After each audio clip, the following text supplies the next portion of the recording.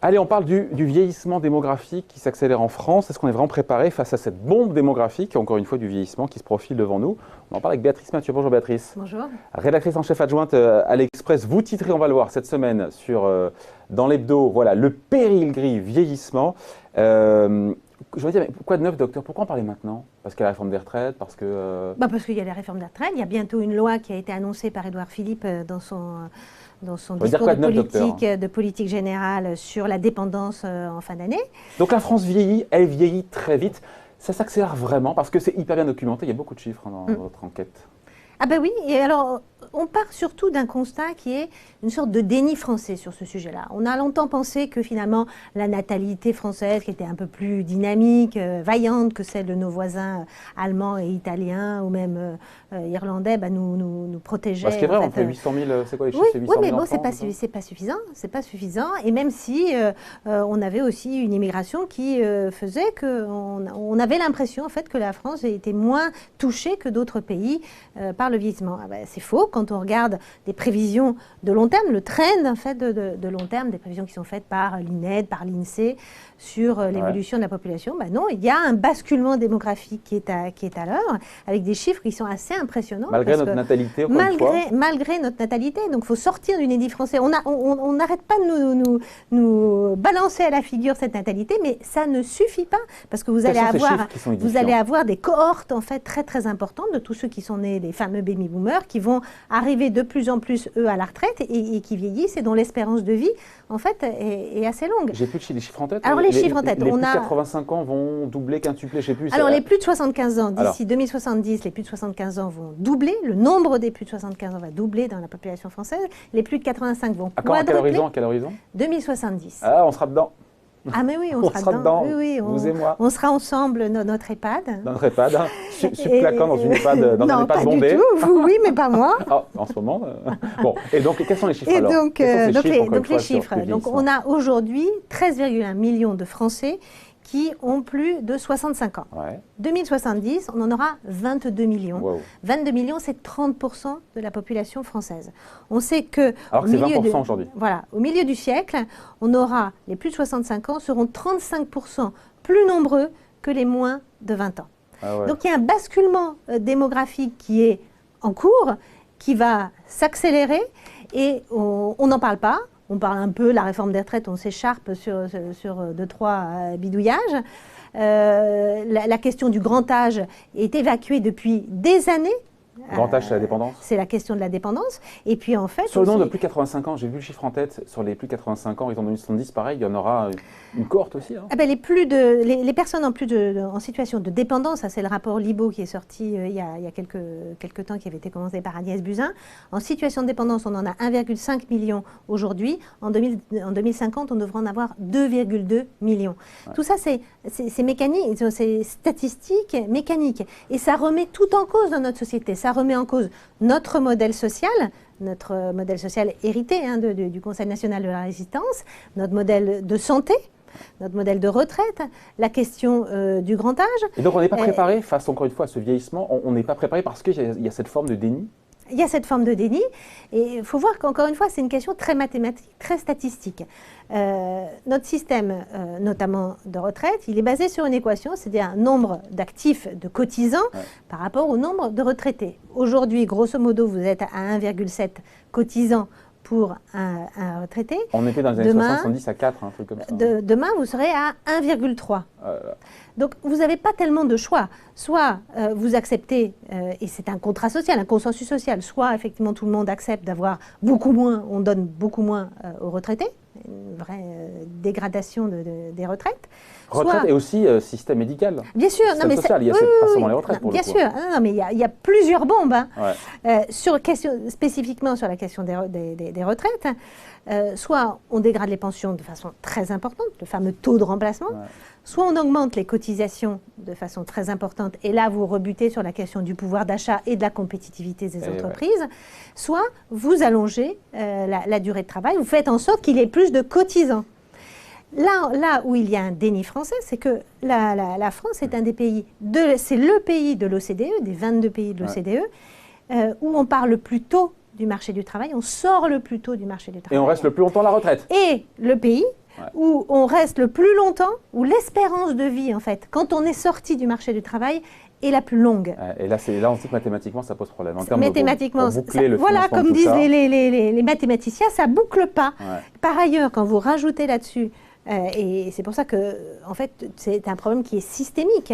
Ce qui se passe sur le marché du travail, c'est que dès 55 ans, vous êtes considéré comme un yaourt, vous avez atteint votre date de péremption, donc vous n'êtes plus bon à rien. J'adore cette expression, les salariés yaourt, je l'ai lu en enquête. Mais oui. Non, c'est ça la réalité, parce que, en plus, il y a une forme de. C'est antinomique quand on demande, quand les politiques demandent aux Français, aux salariés de travailler plus longtemps, alors qu'ils se font globalement dégager des boîtes au-delà de 57 ans. On voit bien. Là encore, il y a une espèce de cynisme absolu des organisations patronales qui demandent repousser l'âge de la retraite. Et on comprend bien pourquoi quand on a... Voilà. Mais qui ne font rien pour les garder. Mais en même temps, qui ne font rien pour les garder. Quand on regarde le taux d'emploi des plus de 65 ans, encore une fois, des comparaisons internationales faites par je crois, chez nous. Ah ben oui, on est à 30%, c'est beaucoup moins que dans nos voisins européens. C'est 15 ou 20 points de moins, un truc comme ça. Beaucoup moins que dans nos voisins européens.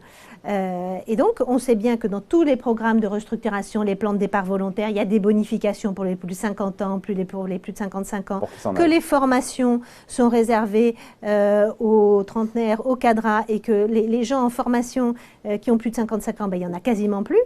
Donc, il y a dans toutes ces équations quelque chose qui ne boucle pas. On ne peut pas, d'un côté, dire que les Français doivent travailler plus longtemps, et en même temps les éjecter du marché du travail dès qu'ils ont 50 ans. Donc on comprend encore une fois qu'il faudra travailler plus, encore faut-il garder son job, pour pouvoir encore une fois boucler le financement du système des retraites, les dépenses de santé. Et c'est là où on a des bombes financières pour le coup. Ah ben on a des bombes financières. On doit se faire peur ou c'est ça la réalité? Ah non mais la réalité, mais tous les ferments sont là. Toutes les signaux faibles en fait pour vraiment une crise économique et financière de nos systèmes sociaux sont là. Il y a une récente étude qui a été faite par l'assurance maladie sur les causes de la dérive des dépenses de santé. On voit que parmi ces causes, les maladies liées à l'âge, pas forcément au grand âge, on n'est pas encore... Il y a effectivement la question de la dépendance et du grand âge, mais simplement la question du vieillissement de la population, c'est-à-dire les prothèses de la hanche, du genou, des maladies cardiovasculaires, des AVC, etc. Tout ça, on sait que c'est de diabète, on sait que ce sont des maladies qui sont liées tout simplement au vieillissement de la population, et ces maladies, structurellement, progresse et donc il y a une dérive. Donc on peut faire effectivement de la prévention, évidemment, mais il y a malgré tout un facteur mécanique et structurel lié à ce vieillissement de la population qui joue sur les dépenses de santé. Avec quand même malgré tout des réponses politiques. On a vu Édouard Philippe, Premier ministre, dans son discours de politique générale, évoquer le sujet, encore une fois, évoquer il n'a pas dit mot vieillissement, il a parlé de la dépendance, il a parlé de ces grands chantiers-là. Oui, il y a une prise de conscience est-ce que la réponse est avec une réponse qui n'est pas à la hauteur, vous écoutez? La réponse, elle est difficile. Il y a deux réponses. Il y a la question du grand âge et il y a la question des retraites. Là, Macron est un peu dans un corner sur la question des retraites, puisqu'il avait dit « je ne toucherai pas à l'âge légal, le fameux 62 ans ». Il ne touche pas, mais il met un âge pivot, avec un malus. C'est-à-dire qu'il va y avoir deux choses. Il y aura la réforme à point du système de retraite, qui, effectivement, dans cette réforme-là, il n'y aura pas la question de l'âge de départ du fameux 62 ans ne sera pas abordée. Et puis, par ailleurs, à côté, il y aura sans doute une loi ou une réforme sur soit un âge pivot à 64 ans, en dessous duquel, c'est-à-dire qu'on ne modifiera pas le 62 ans, mais ce 64 ans sera en dessous duquel on pourra avoir une décote si on part avant, ou une surcote si on part à plus. Et puis, par ailleurs, on va accélérer le tempo de la réforme Touraine, qui était d'augmenter un trimestre tous les 3 ans trimestre de cotisation. Les trimestres de cotisation. Et ça, donc, on accélère. Avec le système à points, on ne devait pas supprimer justement ce système de cotisation, de trimestre de cotisation? Si, mais du coup, c'est pour permettre de passer dans le régime à points en partant d'un équilibre un peu différent. Exactement. Alors, c'est vrai, là, le COR, le Conseil d'orientation des retraites, qui a publié un peu ses projections à long terme, dit... il n'y a pas d'explosion, le régime n'est pas totalement en péril dans la mesure où, grosso modo, on reste... C'est un point de PIB de déficit à horizon 2040, un truc comme ça. Oui, mais bon, les déficits... c'est gérable. C'est gérable, mais on ne revient pas à l'équilibre avant 2046. Ouais. C'est-à-dire que Dans le meilleur des cas. dans le meilleur des cas, c'est-à-dire avec des hypothèses de croissance de la productivité, de chômage qui sont quand même très optimistes. Hein. Et ça veut dire que malgré tout, on accepte un empilement des déficits. Ouais. Après, on se dit, parce qu'on va manquer de temps, Béatrice, on pourra en discuter pendant des heures. On se dit quoi, ce vieillissement accéléré? Si on prend un tout petit peu de hauteur, on se dit quoi? On se dit, c'est une aubaine. Il y a la silver economy, ça veut dire qu'il y a du business derrière, et c'est tant mieux, hein, des services à donner. Ou est-ce qu'on se dit, oh là là, on est devant un truc, c'est une plaie, avec encore une fois, vous imaginez, vous et moi, deux vieillards subclaquants dans un EHPAD bondé, surchargé. Mais c'est là où on a une difficulté, je trouve, en France à appréhender le sujet, parce que soit on l'appréhende sur le côté, effectivement, des personnes âgées qui vivent dans des situations, des EHPAD avec un reste à charge qui est très important, ou alors on nous donne la version super pink et rosy de l'histoire, c'est-à-dire toutes les startups qui sont dans la silver economy.